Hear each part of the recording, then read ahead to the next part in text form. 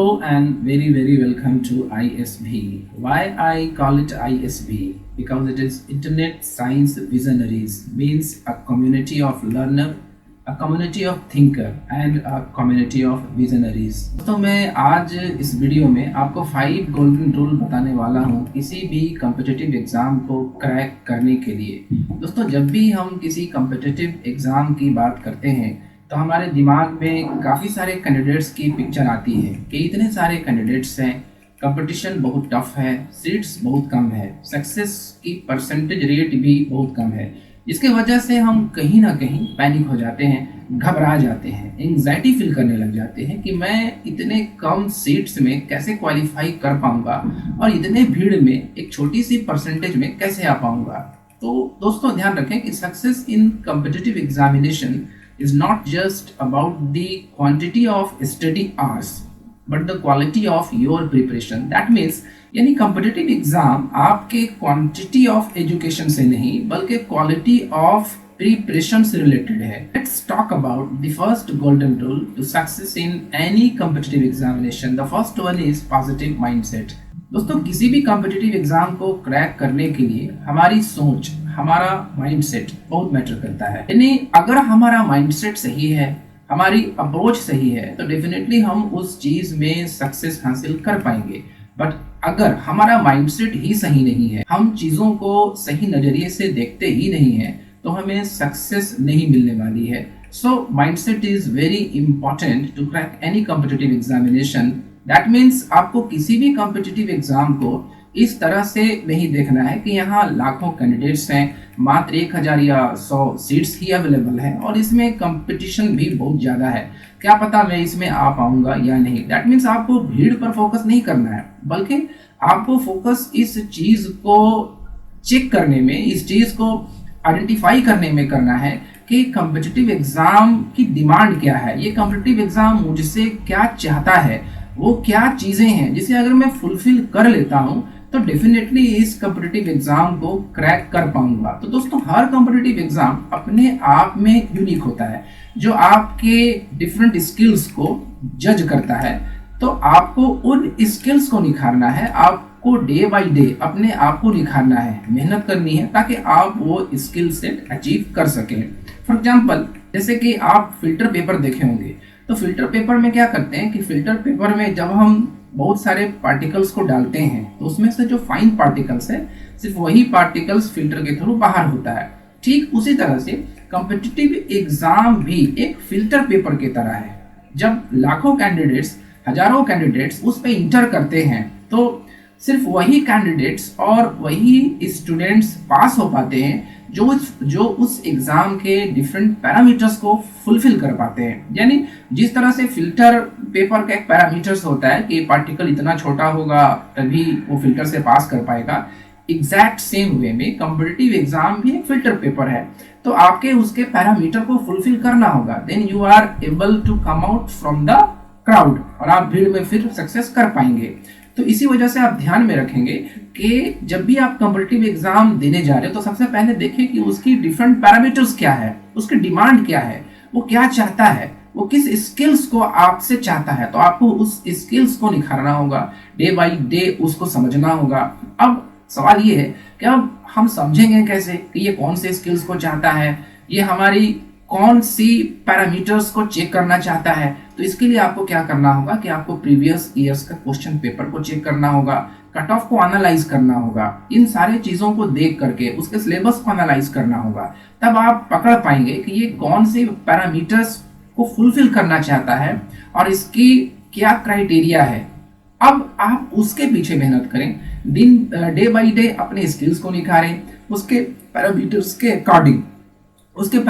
के अकॉर्डिंग आप प्रोसीड करें। तो डेफिनेटली आप क्या करेंगे कि उस एग्जाम के फिल्टर से आप पास कर पाएंगे। कहने का मीनिंग क्या है कि अगर आप इन चीजों को समझ लेते हो, इसके प्रोसेस को समझ लेते हो कि एग्जाम मुझसे क्या चाहता है, कौन कौन से स्किल्स चाहता है और हमारी किस किस पैरामीटर्स को जज करना चाहता है, अगर आप इस चीजों को समझते हुए डे बाय डे मेहनत करते हो, अपने वो स्किल्स उस लेवल तक निखार लेते हो तो दुनिया की कोई ताकत आपको किसी भी कॉम्पिटिटिव एग्जाम को क्रैक करने से नहीं रोक सकता, चाहे उसमें जितनी भी कम सीटें हो। No power on earth can stop you to clear any exam that you want to clear, right. और वंस आई रिपीट, आप इन चीजों को समझेंगे कैसे? सिलेबस को ध्यान से एनालाइज करना होगा, प्रीवियस ईयर क्वेश्चन पेपर्स को देखना होगा और कट ऑफ के पैटर्न को एनालाइज करना होगा। तभी आप पकड़ पाएंगे कि ये एग्जाम्स जो है, ये जो कॉम्पिटिटिव एग्जाम्स है, ये आपके किस डिमांड, इसका डिमांड क्या है, ये कौन से पैरामीटर्स को फुलफिल करना चाहता है। And keep in mind that different exams have different parameters, right. किसी में आपकी एबिलिटी को चेक की जाएगी, किसी में स्पीड, किसी में एक्यूरेसी, किसी में आपकी speaking skills, writing skills, reading skills, और किसी में mixture of all these skills को चेक की जाती है। So first of all, you have to identify what are the demand of the examinations and what type of skills these examination needed from my side. Then after identifying these things, you have to proceed in that direction. Then you are able to stand out in any competitive examination in the world. Now the second point is effective time management. दोस्तों, जब भी हम exam की preparation करते हैं तो सबसे जो सेकंड जो बिग चैलेंजेस होता है स्टूडेंट के सामने, वो ये होता है कि वो अपने टाइम को इफेक्टिवली मैनेज नहीं कर पाते हैं। इफेक्टिवली टाइम को मैनेज करने का मतलब क्या है कि first of all you have to make a realistic study schedule. Realistic study schedule का मीनिंग क्या होता है कि आपको अपने आप को डिसीव नहीं करना है, अपने आप को ठगना नहीं है कि हम बहुत पढ़ रहे हैं। शुरू में आपको हम बताए थे कि आपको क्वालिटी पर जाना है, क्वांटिटी पर नहीं जाना है। तो क्वालिटी का सेंस का मतलब क्या है कि रियलिस्टिक स्टडी शेड्यूल का मतलब क्या होता है कि आपको छोटा छोटा गोल बनाना है, ठीक है। आप वीकली गोल बनाएं, आप मंथली गोल बनाएं, आप क्वार्टरली गोल बनाएं, और फिर आप हाफ ईयरली और ईयरली गोल बनाएं। इस गोल के अकॉर्डिंग आपको चलना है।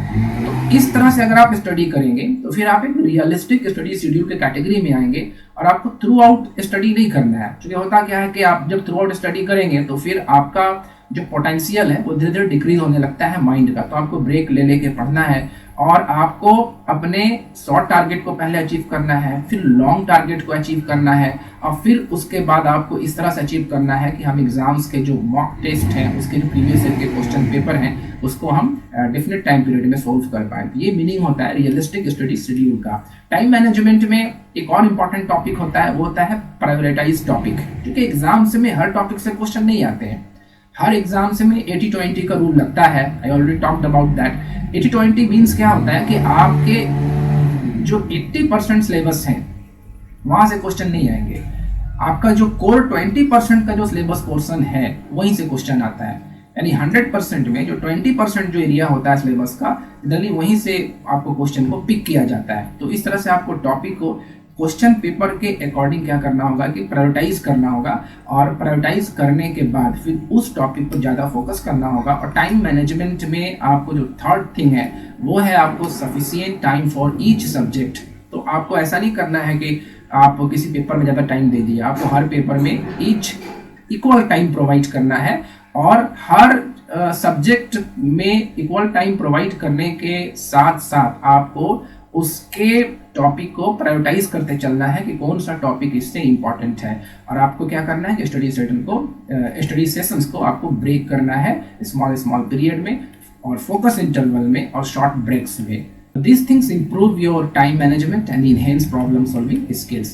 तो थर्ड जो मेन गोल्डन रूल है वो है consistent revision, and the very important one. First one is what? First one is your mindset, and the second one is time management, and the third one is consistent revision. Regularly revise what you have studied to reinforce your understanding. This helps in retaining information and reduces the need for last minute cramming, right? अगर आप regularly revise करते रहेंगे तो आप last में panic नहीं होंगे। क्योंकि अक्सर जो स्टूडेंट का प्रॉब्लम क्या होता है कि वो पढ़ तो बहुत लेते हैं लेकिन लास्ट में पैनिक हो जाते हैं कि इतना सारा आपको टॉपिक को हम रिवाइज कैसे करेंगे। और जहां आप एग्जाम से पहले पैनिक हुए तो फिर आपका परफॉर्मेंस डेफिनेटली रिड्यूस कर जाएगा।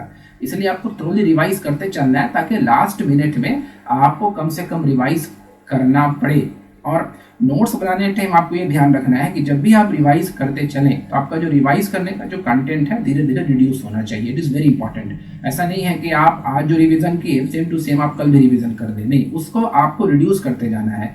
यानी सिचुएशन ये होना चाहिए कि जब आप फर्स्ट टाइम रिवाइज कर रहे हैं तो अगर आप 2 पेज को रिवाइज कर रहे हैं तो आपको एग्जाम के टाइम में सिर्फ 3-4 लाइन ही रिवाइज करना चाहिए, रिवाइज करना पड़े। यानी इस तरह से आपको कंटेंट को रिड्यूस करते जाना है ताकि आपको लास्ट मिनट क्रेविंग से आप बच सकें। And the fourth one is healthy life style. और जब आप एग्जाम क्वालिफाई करना चाहते हैं तो ऐसा नहीं है कि आप कुछ भी खाइए, उससे क्या होता है कि आप दिन भर स्लीपी रहेंगे, आपको थकावट लगेगा। So please maintain a balance life style with proper sleep, nutrition and exercise. A healthy body and mind contribute significantly to effective learning. And the fifth one is the very important, seek guidance. Without mentor and without teacher you are nothing in the race. अगर आप बिना mentor के race में दौड़ेंगे, बिना guidance के, बिना teacher के, तो फिर आपको प्रॉब्लम होगा ही होगा। If you face challenges in understanding certain topics, don't hesitate to seek help from teachers, peers or online resources. Joining study groups can also provide valuable insight. And for this you can join to me. This is ISB, Internet Science Visionary. I provide a concrete and a precise knowledge to you so as to you get a complete clarity in your examination. That's all for today. Thank you very much. Thanks a lot. Good day. Bye bye. Take care. Love you all.